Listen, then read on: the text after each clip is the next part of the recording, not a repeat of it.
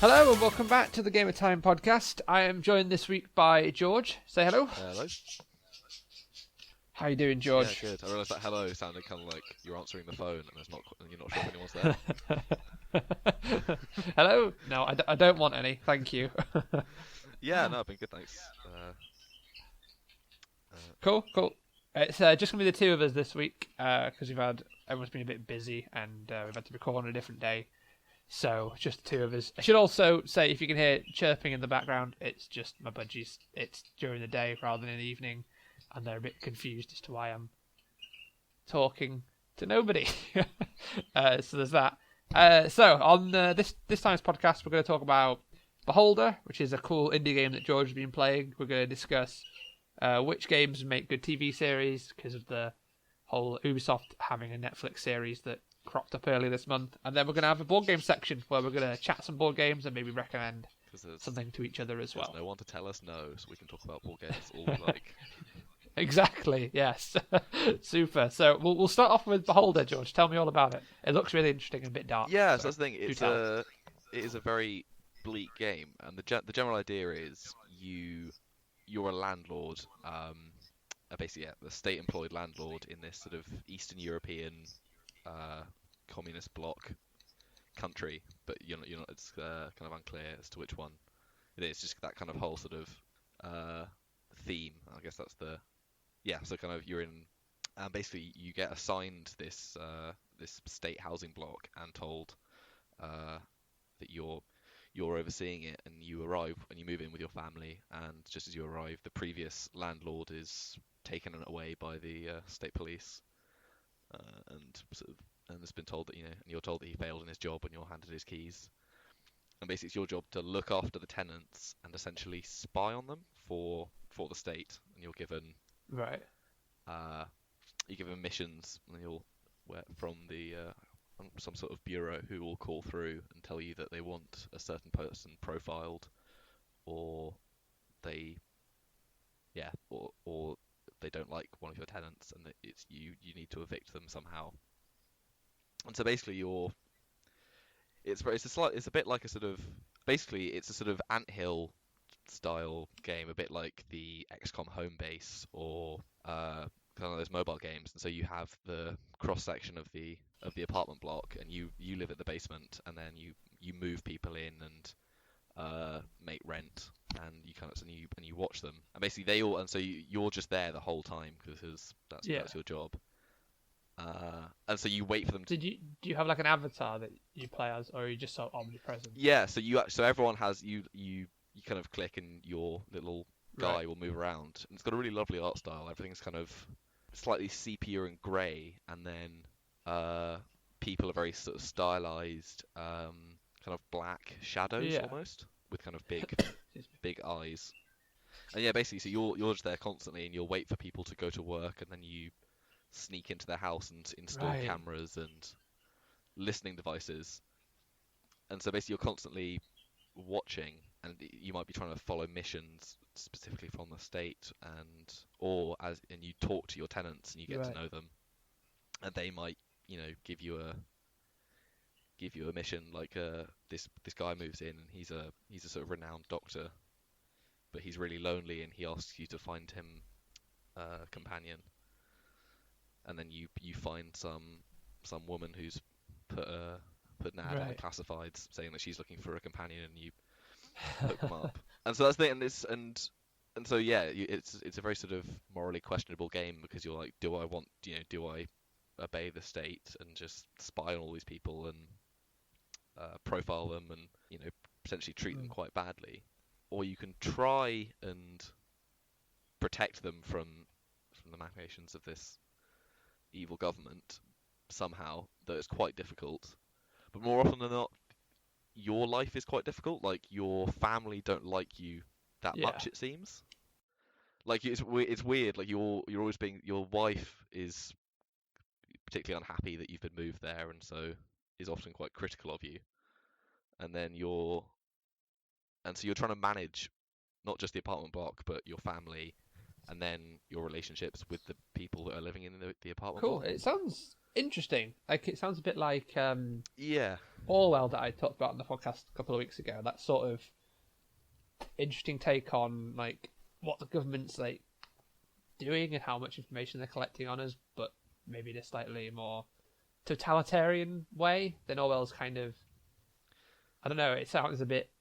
While Orwell is dark, it's not got the same darkness of like they've hired someone who runs your hotel block. But rather than it like being done through the internet, it's kind of done through a person who is there in your like your landlord is. yeah. And so that's the thing, like where you have a very like you have a direct relationship with the people that you're being told to spy on. Yeah.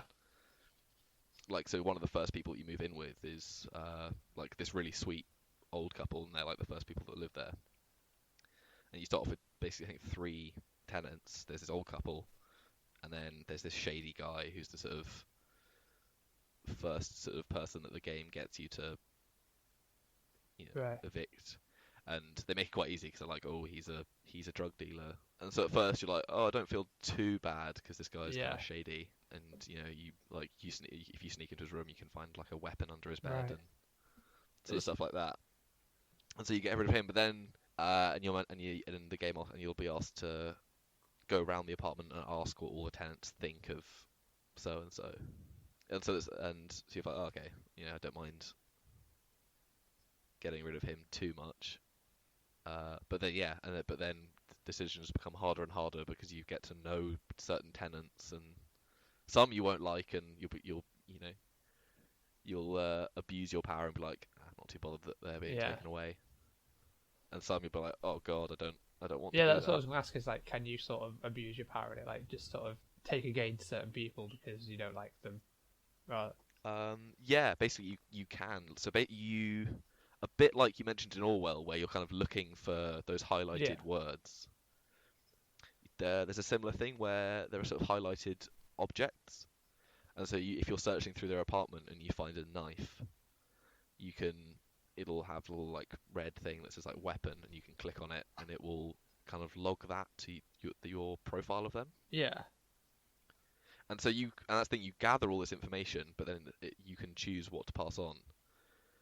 Because in a very sort of bureaucratic way, you have to fill out paperwork whenever you want to make a report, and you have to go down to your desk, and it'll be, and say if you say you want to have someone arrested, like you have to fill out this sort of form, and it'll be like their name, what apartment they live in, and then information you found on them, and then what government directives they've broken. And then because like each day there'll be new laws, so it'll be like jeans are illegal. It is illegal to be found with certain music or books by this person are illegal.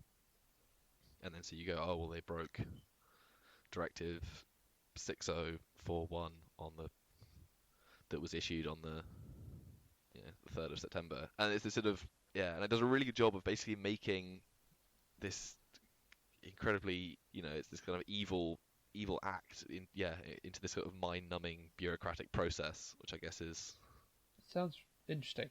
Yeah. It's a PC game, isn't it? Yeah, so it's on PC, on Steam at the moment. No, I think it's interesting that we should probably have more games that perhaps criticise the surveillance state, seeing as the UK just passed the Investigatory Powers Act. That will soon be law. It's just waiting to be ratified by the Queen. That one just sort of slid through, and all the other nonsense happening at the moment so overshadowed it for many people. Yeah, well, I was thinking because as soon as it got passed, there were lots of papers being like, "How did this law passed with barely?" I think the Guardian ran with extreme surveillance law passes with barely a whimper. It's like, well, you're a national newspaper. Yeah, it's kind of like, nobody's mentioned this thing. Don't look at us though. Yeah, and I was thinking it's really good. Like you struggle with a lot of the decisions, but it's kind of gone to a point where I have no idea how to proceed, just because everything has built up. I've got the family issues which seem insurmountable, and then I've become caught up in dodgy dealings that could get me killed. Yeah, that was the other thing I was All gonna ask. sorts, Is it like a roguelike sort of, like you have like one thing and you go through No, it? And then... there's no. You can't Yeah. save, but every time you're given a new mission by the government, then you get a sort of checkpoint. So you don't completely lose all your progress. Just happen to make a bad call and get killed, then you don't have to just start again. You just start back a bit ago. Yeah, I don't know how. I don't know if, like, sometimes it takes you back. You can lose a fair bit of progress, but it doesn't feel too bad because it lets you then reapproach all the decisions that you made that got you there. So you can. And I think if the checkpoints, the fact that they're not super regular, isn't necessarily a problem because it does allow you to approach things in a different way. That sounds interesting. I might have to check that out. It looks good. I assume it'll be on the autumn sale, maybe. Worth keeping an eye out for, guys. Yeah, might be. Oh, to be fair, don't think it's too expensive, but definitely worth taking a look. Right, keep an eye out for George's full review at some point in the future. Yeah, if I can save my family and fix my marriage, then hopefully I'll get my review He'll out. just get back to playing the game then. Sounded very... got real for a second then. Yeah. God, I know. It's like I keep buying gifts to my wife, but she's not happy. My daughter's sick. Can't afford my son's education. It's all... And to top it off, I bought a whole load of cans of mouldy fish that I can't sell. To be fair, that was never a good business venture, surely. Well, the problem is I didn't know they were mouldy at the time. Someone didn't pitch them to you as mouldy fish. No. But no, it sounds interesting. I'm a big fan of games that make you sort of think and question stuff. Like I'm all for like big entertainment experiences, but quite like games that are like that just sort of like like films. You like some films that make you think about stuff, and some that just action romps. I'm all for there being more games like this because there's seemingly very few. It's quite calm. Well, most of the time, like it paces itself fairly well, in that it kind of ebbs and flows. You'll have sort of very little to do, and then suddenly, a deadline will approach, and you realise that you suddenly have loads and loads of tasks that you need to do, and it gets very, very sort of frantic, and the pressure builds. But no, I definitely recommend it. Cool. Awesome. Well, let's talk about something else then. That seems well covered. Everyone should have a look at that, and like I said, check out the review when it drops.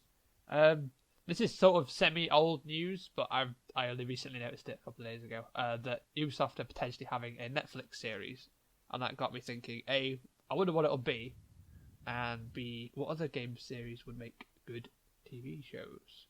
What do you think, George? I've read somewhere that the Raven Rabbits, you know what I mean? What they're called?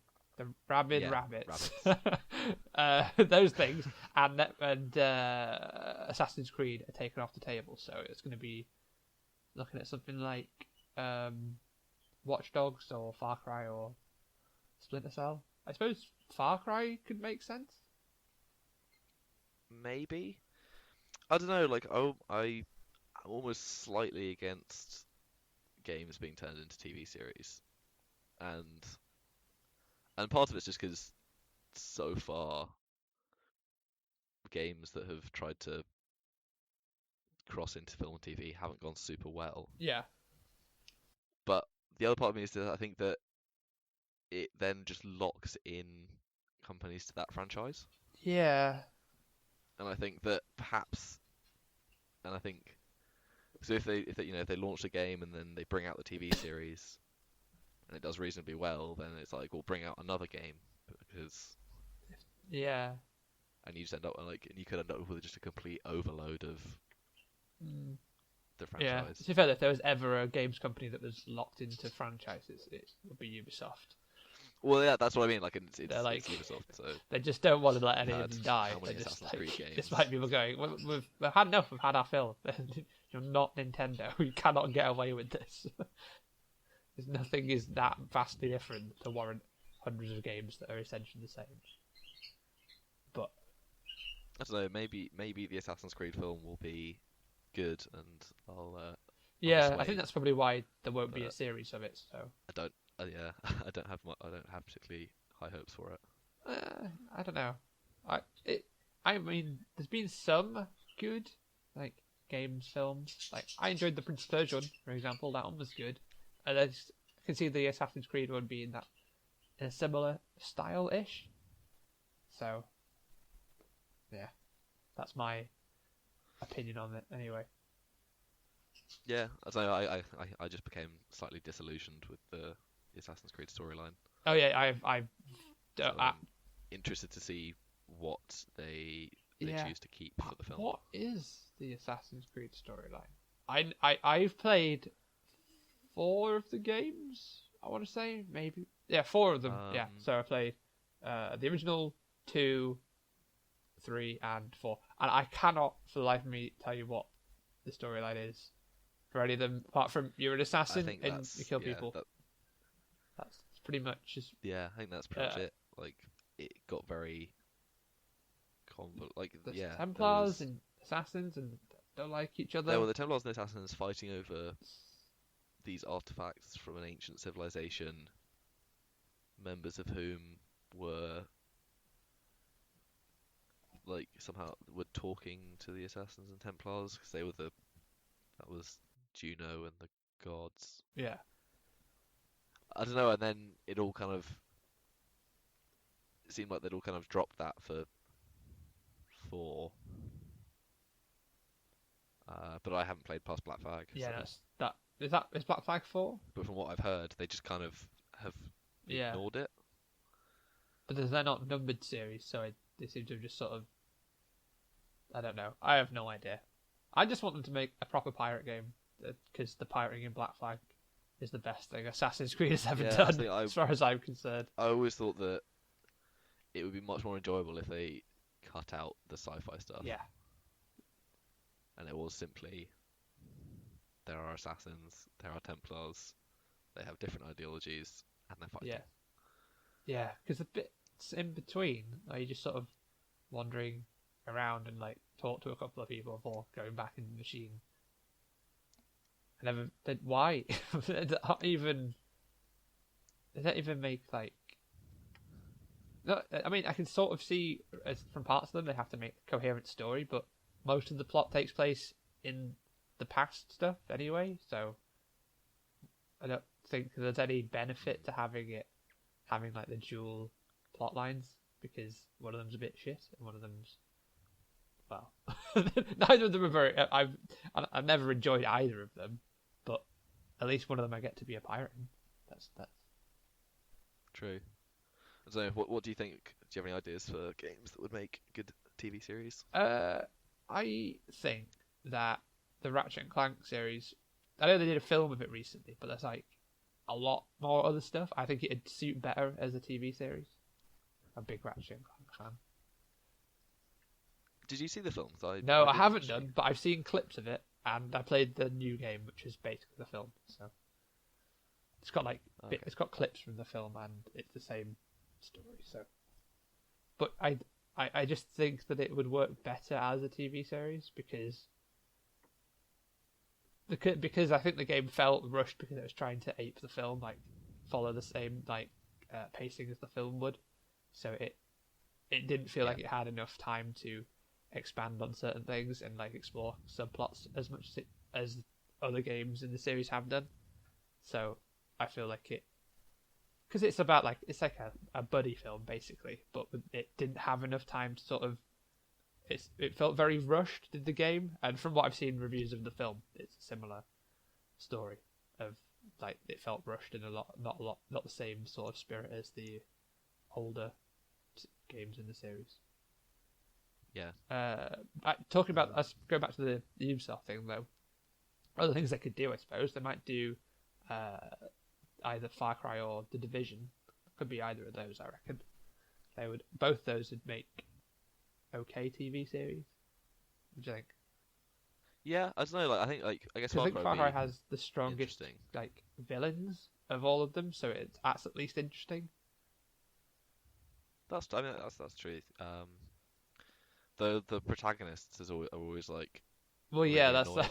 yeah. They have interesting villains, but Like, irritating protagonists. Excuse me. well, I think there is actually a Far Cry Oh, is film. there? I had no idea. Yeah, I don't. I think it was related to the. It was related to the first one. Um, Right. I, yeah, there is. It's Oh, called right. Far Cry. That I had no idea. Yeah, it came out in. Yeah, it came out in 2008. So, Wow. yeah, Okay. No, 2008. yeah.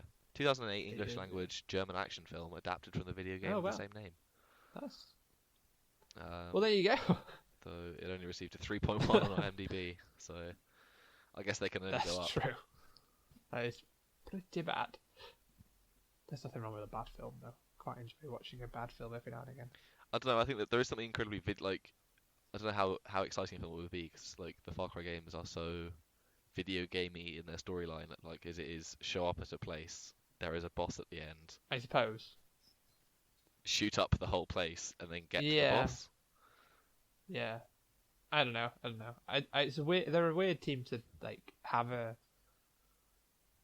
TV series for a game because like I think it's nice when they have like a TV series about something else or like a sub film that comes off like a spin-off and things like that because they kind of expand on the universe a bit more. So you see things like that maybe you've heard in reference but not like seen. Like did the new Harry Potter films, the Amazing Beasts or whatever they're called? Yeah. That's the one. Fantastic Beasts. Yes, and there we Westworld. are. Yeah. So because we kind of heard about it through the books and the films, and we know of America in them, so it's nice to see like another part of the Potter world sort of brought to life and explored a bit more. But I can't think of any Yeah, actually, that way like that these could happen. I think that'd probably be the best way to do it. Would be to rather than adapt a video game or take existing video game characters and stories, would just be to do a TV series about the kind of Yeah, expanded yeah. world. I mean, maybe have a cameo from people who from the games, but Yeah, make it more about like filling in the blanks of this universe that the games are about. But I can't think of any Ubisoft games that I'd be interested in doing that for. So, yeah. No, anything? trying to think what it's called. I was going to suggest the motor that the what's it, the motocross game. It's just an hour each week of motocross. Oh, stunts. yes, I know what you mean. Yeah, that'd be good. What's it called? I don't know. I can't think of any games apart from Watch Dogs and Far Cry now that Ubisoft have made. Should we have a quick Google? Let's have a quick Google of Ubisoft games. Ubisoft games. Trials. That's what it's called. A Trials game. It's just 40 Oh, there minutes you go. Yeah. of a silent man driving around on a bike. Yeah. Well, I don't know. Like, I guess you could have a Watch Dogs series, but I feel like it would be a bit like Mr. Robot, and perhaps not quite as good. Yeah. It's a bit more actiony though. Mr. Robot I find so depressing that something that's kind of got that sort of like king edge to it might be interesting. That's not quite as. It is quite depressing as Mr. Robot. It's not just me that finds it like that, is it? I find it whenever I'm watching it and I'm like, oh god, I can't watch this in a bad mood. Yeah, no, because it's not particularly. I find it just like it's the most depressing TV series. I've only seen the first series, but it wasn't a And cheerful the second show. one is even more depressing. But, what about you? What series would you? I don't know. Like, I think perhaps maybe like if you're doing expanded lore, just maybe like take like an RPG and set it in the world. Yeah. Because you could do like Elder Scrolls has like because there's this sort of Yeah. split across like that. That could be interesting. Yeah, you could set it sort of Elder Scrolls, Mass Effect, like as like a prequel TV series. Might be alright. Yeah. I don't know. I think partly it feels like it. I think the problem with TV is that you would need such a huge budget to get the same level of effects and stuff that you can just do in a video game. Yeah. Yeah. Because like I don't know how I'd feel about a Mass Effect TV series the if the aliens all had like slightly dodgy costumes. Yeah. I don't think that would be a problem because if you think of the studio behind it, they'd assume it is going to do well, so they'd be able to put more money into it. Well, I don't know, like, because I mean, like, the audience would be, and well, the initial audience would just be like a gaming audience. You wouldn't have the widespread appeal. I don't know. I think you would have a widespread appeal because even if you've not, if it's a big franchise, obviously, even if you're not specifically someone who plays those games, you'll have heard of it and you might still be interested in seeing a. Yeah, like I think it'd be interesting to see if you did a Mass Effect one with just setting it during the contact wars when the humans discover faster than light travel. I'm gonna confess that I've actually only ever played about 15 hours of Mass Effect 1 and didn't like it, so I've never played any of the others. So it's sort of set before Right. Mass Effect 1. I'm not actually sure how long before, but it's like when they discover that there's a whole universe. I think they find a mass Right. relay Oh, okay. and show up somewhere else and, in typical colonial fashion, go to war with the inhabitants. Oh, that is what Ubisoft should make into a TV series. Beyond Good and Evil. Number 2's coming out at some point, so a TV series bridging the two would actually make good sense. Okay, well, so what? Cause I don't actually. I mean, I know of it. That's the one with the woman and the pig on Yeah, the cover. yeah. So she's a Yeah. journalist, photographer lady, and it's about like intergalactic politics. It's a very interesting game that's never been sort of successfully had an imitation done of it. So a lot of the things you do, you'll kind of Okay. it's a PS2 game from the era of like third person 3D platforms, pretty much.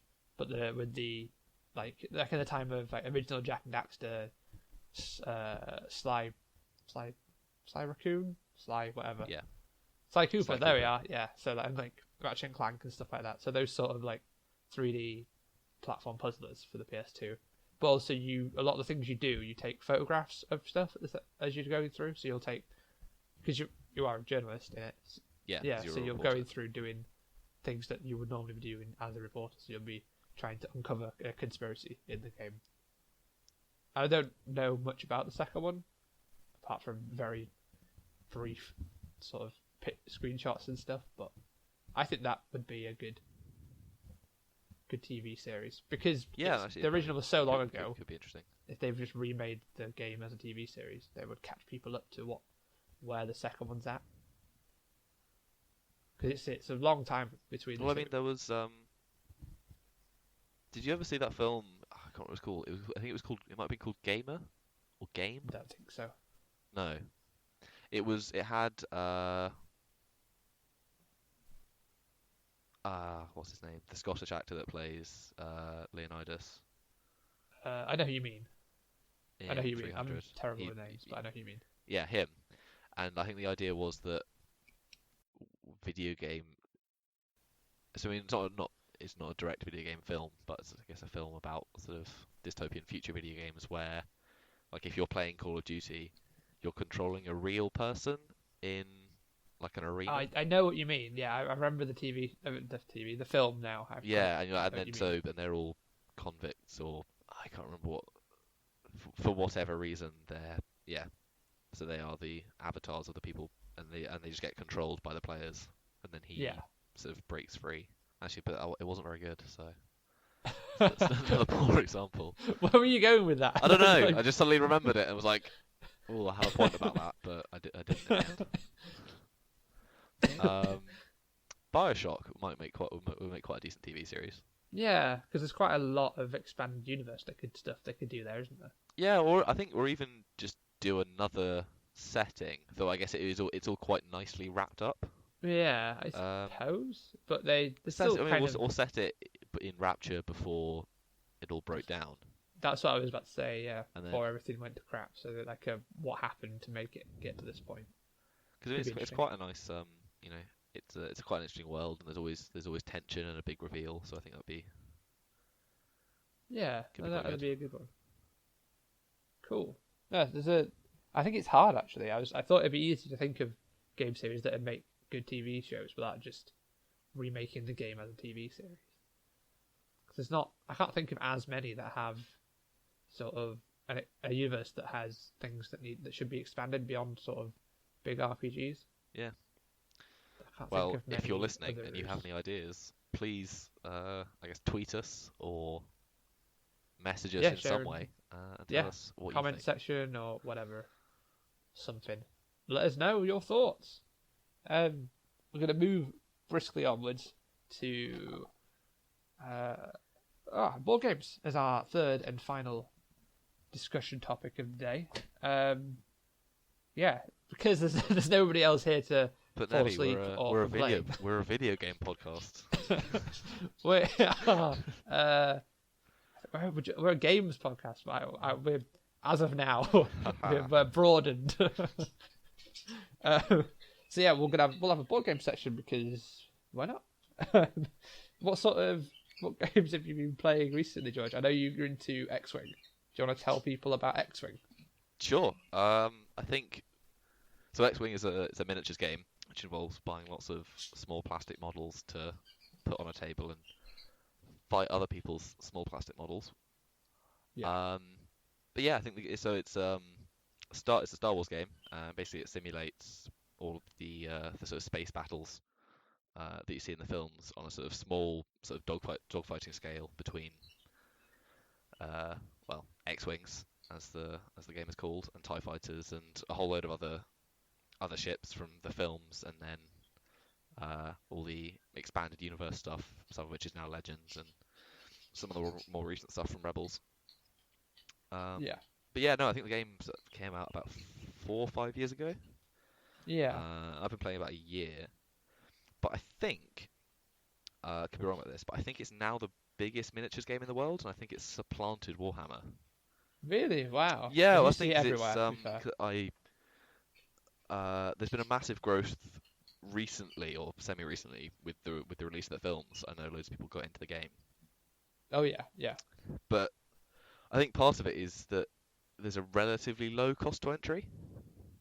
I mean, it's still Yeah, I can see that. expensive, But you don't have to. but It's you not can so field much. a sort of a squadron at the standard point limit. So generally you build a certain number of ships to 100 points, and so each ship has a cost, and then you put upgrades that have a cost on those ships, and you take 100 points worth of ships. But you're able to get sort of a reasonable 100-point squadron for a relatively low amount of money. Whereas if you were playing Warhammer and you need like a sort of 2,000-point list, it's because you a need lot like of money. lots of little miniatures to fill up your squadron or whatever, your army. Whereas in this, from Yeah, what 'cause I I've mean, seen of tournament play, you have maybe 4 ships. yeah. Something like So I mean, yeah, three small ships would be is pretty standard. Yeah.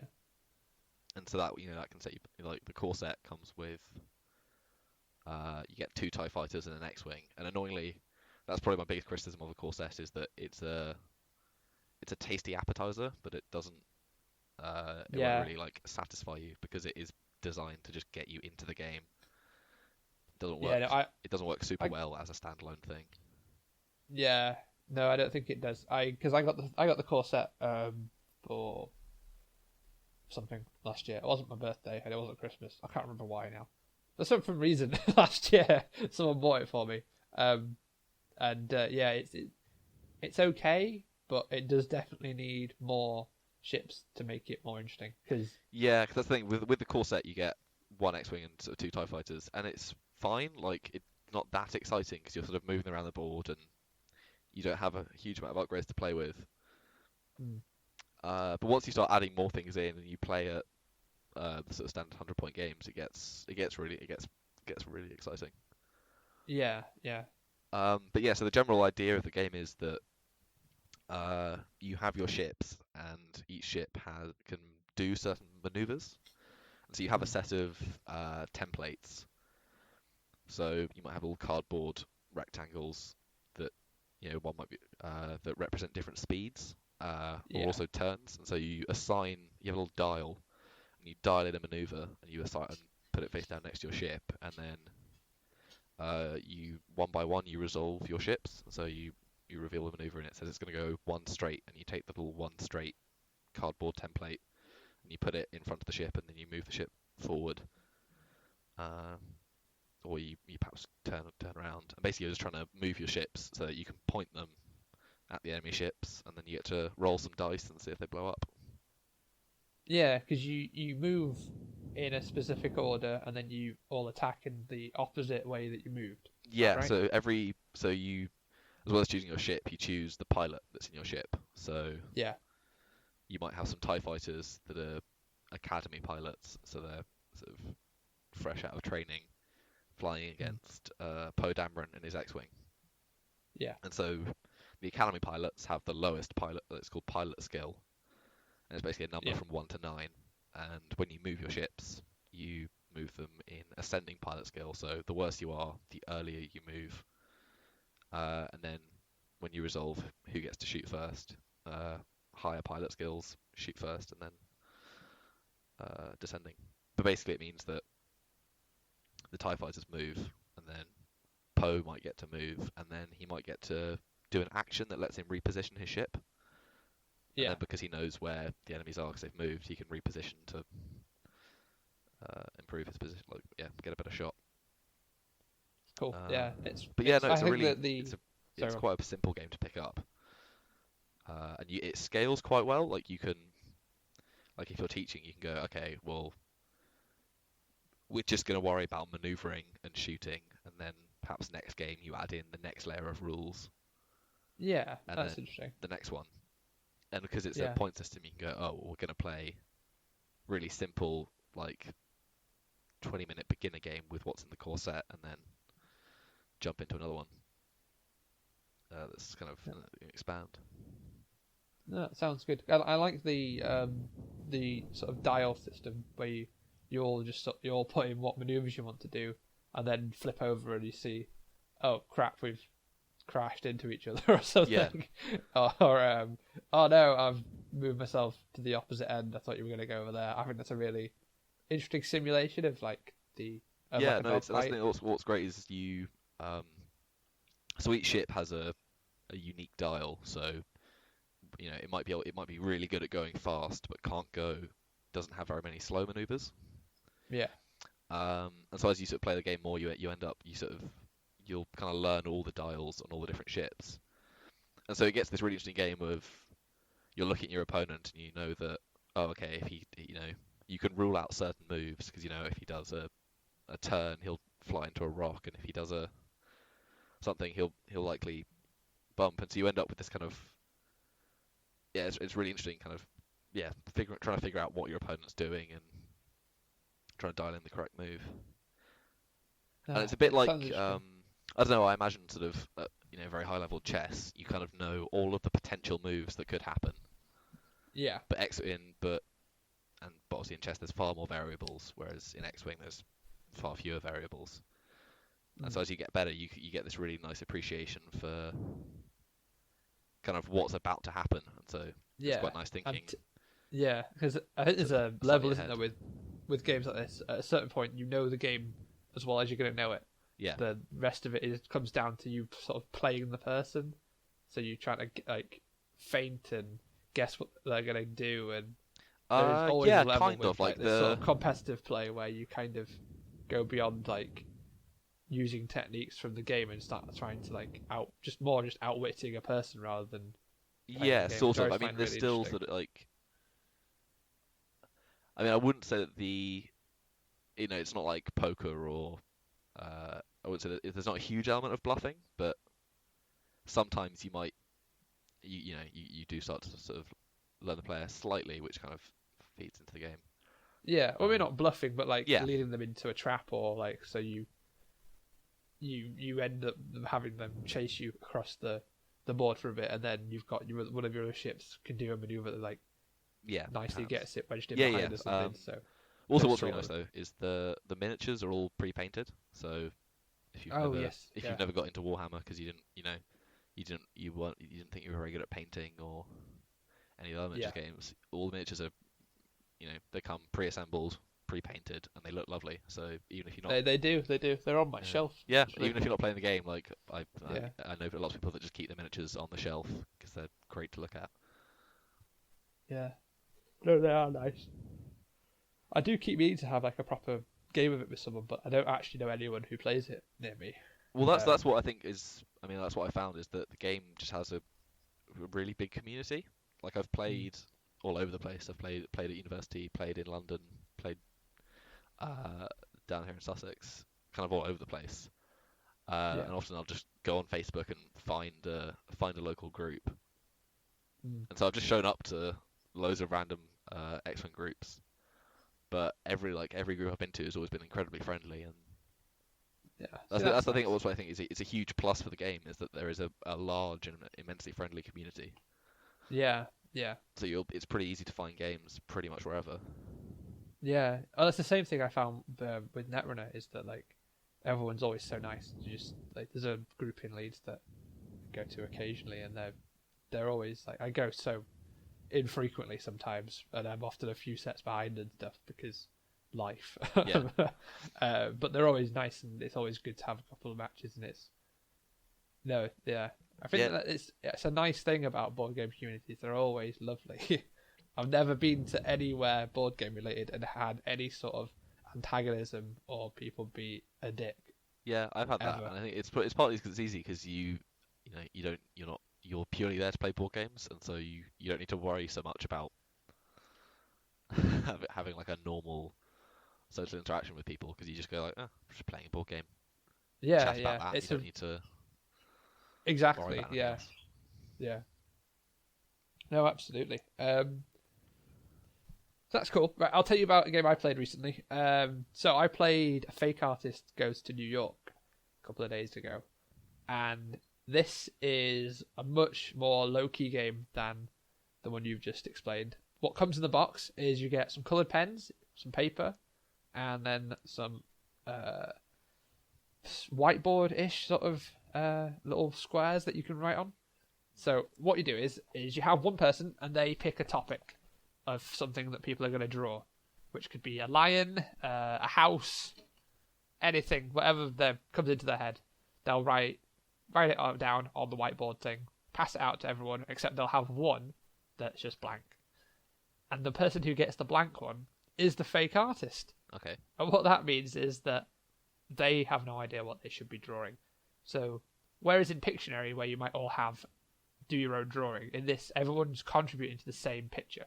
So, each person will take it in turns to do a line for the drawing. So, if there's a line for the house, they might start by drawing a wall. And then pass it on to the next person who might start doing the roof. And then when it gets to the fake artist, they've got to try and not let on that they have no idea what they should be drawing. So if it's sort of half, so at the moment you say we're doing the house, you've got a line up and then a sort of diagonal line for the roof. They could then, maybe they are really on the ball and they're like, that is definitely a house. But if they're anything like me, they're going to have absolutely no idea what this is. So they're going to do a really tiny line off the bottom one that just goes to the left a little bit. And then they're going to pass it to the next person. And the next person's going to look at them like, they have no idea what this is. Or are they just trying not to give it away to whoever the fake artist is? It's a really interesting sort of... Because I'm terrible at drawing. I would never profess to be good at drawing. But this game doesn't matter. Like in Pictionary, because I'm not very good at drawing, you can sort of attempt to do... Something can come up, and you'd be like, how do I convey this with my very limited artistic talent? Whereas in this, you just sort of... Because a lot of this, nothing's overly difficult to draw, because everybody's got to take it in turns to draw a line, and you're trying to work out who the liar is in the room, basically. I've never had anything come up I've gone, I don't know even how to draw this as one of the supposed regular artists. Whereas, and as the fake artist, whatever you're faced with, it's really hard to figure out what it is. Like, how do you guess what a house? Guess something's a house from just one line and then a diagonal one. You have to just sort of guess as to what should be coming next. Oh, it's hilarious. It's a lot of fun. So does the person who's handing out the whiteboards choose the person that's going to be the fake No, artist? it's It's randomized, so randomized. it's just sort of shuffled and then passed out. That's probably my only criticism is like that one person doesn't get to be the doesn't get to actually play in the rules. They kind of have to they pick the topic and then they sort of sit there. Oh, so they're just out of the game. Yeah, I don't quite get that. That seems When odd. we played it, we just played it as one person is always just not the fake artist, and then you just pass it round because otherwise it just seems silly. Could you not? Could they not just have like a deck of cards? I felt like they could have just had like a deck of cards that had like a bunch of random things on, but they don't. Which, again, seems like a bit of a shame, but not a huge criticism. Because, like I said, we just sort of house ruled it as it starts with one person picks a topic and it just goes round clockwise. And if you're in a group of about 6, then you know that one of the other 5 is going to be the fake artist. So it's not a huge deal. I don't know. Well, actually, that was the thing I found with Spyfall, which everyone doesn't know is a very similar game, but people are just talking to each other, and they're all in a shared location, but one person, so the equivalent of the fake artist, doesn't know where everyone is, and is trying to figure out where everyone is. And so, like you're drawing a house, you might all be on a ship, but the one person doesn't know you're on a ship. Yeah, and is desperately trying to hold the conversation. Yeah, and sound like they know where they are. Absolutely, it has some brilliant because in that you ask somebody a question and they have to answer it. Yeah. So you could be on a submarine and you ask someone, so how long have you been here? And the person answers with about 10 minutes or something. And you're like, we're in a submarine in the middle of nowhere. They must be the. They must be the spy. However, they could also be the diver because what Spyfall does is each card has a role on it. Everybody's assigned a specific thing. So like in the school, you can have people who are the teachers or the students or I can't think of what other ones are in the school, like the cleaners and stuff. So you'll have like really weird answers that'll come back. You're like, what? Are they the spy or who are they meant to be? I love Spyfall. It's brilliant. Yeah, well, it was because I was say that, like, I guess not having the decks of cards was because the issue with Spyfall was that organising the game was an absolute nightmare because you'd have to try and randomise the location by drawing a deck of cards that would, like 9 cards. Oh yeah. 8 of which say pirate ship and 1 says spy. Yeah. And just like the organisation of the game was horrible because you could end up just with these, like, if all the cards got mixed up, it was horrible. I suppose didn't yours not come with? Mine came with like a load of little bags, and they just spent like 10 minutes when it came just putting them all into the different little bags. Yeah, I don't know. I think it's because I played it at a board game cafe, and so I think it had been slightly ruined. Oh yeah. But actually, even worse organisationally was that I played it way back when it was like you get the free print and play version, and I committed myself to printing the whole thing out and and playing. But actually, because I think it was for I can't remember. I feel like I was hosting a party and I was like, I'm gonna get a massive game of Spyfall going because I think it's only up to 9 or 8 players, I think. Something like that, yeah. But so I was like, okay, well, because it's the print and play version, I can edit it, and so I ended up adding in roles, so that we had like 15 player games of Spyfall, just because I'd added in like 6 roles to each location. Yeah, I think one time I house ruled it, we just added in an extra spy, instead because I think we were just like one person over, and we just thought. That'd be quite interesting, actually. And then I guess you have spies competing to try and figure out where they are. So you have spies asking each other questions, and neither of them has a clue where they are, which is quite funny. But yeah, it worked okay. I wouldn't say it was perfect, and I think the normal game works better. But as a good mod, if you've got just one more person than it would allow, I think it worked adequately. But yeah, no, Fake Artist, thoroughly enjoyed it. It's very good. Sounds like Very good. like a perfect game for like Christmas Day. Oh, it so will be. Yeah, it's definitely on my Christmas Day list of things to bring. It's one of those games that's easy to teach, funny to play, and it doesn't take long to get through. It's kind of a perfect Christmas Day thing.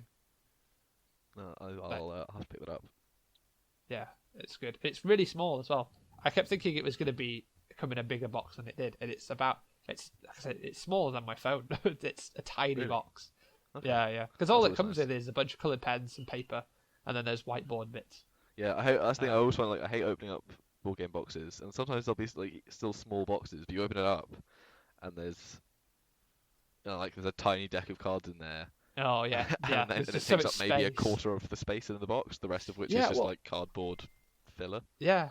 Well, I got Mashikoro a while back, which is a sort of dice rolling town building game. It's like SimCity if SimCity had dice, and that is literally it's a deck of cards, 2 dice, and then some like coins, some cardboard coins, and the box it's about the size of a piece of A4, and then about maybe 4 inches tall. There's no need for it to be that big. I've got both the expansions. I just keep it in one of the expansion boxes, and even then, the expansion boxes are much too big. Like, sometimes you just think, why is this is enormous? Why is it so big? I kind of see why, because like marketing and stuff, they want you to see it in the game shop, but it's annoying. I hate dead space in a board game box. I'm very limited on space in general, so when I get something, Yeah, well, that's the problem with board games, so because much they take dead up room. so much space. Yeah. Like shelf space becomes a real premium. Yeah, it does. It does. I have a chest that's a coffee table chest, and that's my board game box, but it's steadily filling up. And yeah, so when you get something like that, you just end up the other box just becomes storage elsewhere. I mean, I and think you just that's try and like squish it as down there's as something much as possible. quite satisfying and almost zen about arranging board games, Yeah, like it's like just making them Tetris all fit, almost. Yeah. and you get it just right, and it's really satisfying. But yeah, so I think that sort of concludes our board game section. We might do one of those every now and again, just sort of bring up a game that we recommend that's interesting. Yeah. Yeah, But we'll convince sign off people with it. to bring them into the cult of cardboard. Yeah, absolutely. Both those excellent choices, and both really different. So if either of them sound interesting to you, give them a look up. Yeah. So thank you for listening. This is if you've captured this podcast not with the website attached, you can find us at gamertime.co.uk or follow us on Twitter at gamertimeuk. You can follow me personally at NevadaHM, and you, George, are... I'm at _scruffy looking. Super. Right. Thank you again for listening, and we'll catch you next time. Bye. Yeah, feel free to message us with any thoughts on the podcast, whether you have ideas for a TV show or you want to recommend us some board games. Yeah, absolutely. Don't forget to do that. Thank you very much. Yeah, cheers. Bye.